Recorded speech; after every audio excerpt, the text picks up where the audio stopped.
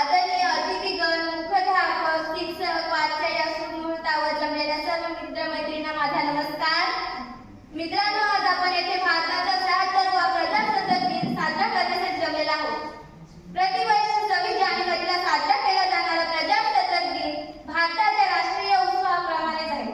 प्रत्येक भारतीय या सणाला पूर्ण जोश, उत्साह आणि सन्मानाने साजरा करतो. स्वातंत्र्याच्या जवळपास 2 वर्ष 11 महिने आणि 18 दिवसानंतर 26 जानेवारी 1950 ला भारताच्या संविधानाला संविधान सभेत पास करण्यात आले होते. या दिवसानंतर प्रतिवर्ष भारतीय 26 जानेवारीला प्रजासत्ताक दिन साजरा करतात. भारताचे प्रथम राष्ट्रपती डॉक्टर राजेंद्र प्रसाद यांनी म्हटले होते की आपल्या महान आणि विशाल देशाचे अधिकार या संविधानात समावलेले आहेत. हे संविधान देशातील सर्व पुरुष आणि महिलांच्या कल्याणाची जबाबदारी घेत आहे. 23 नोव्हेंबर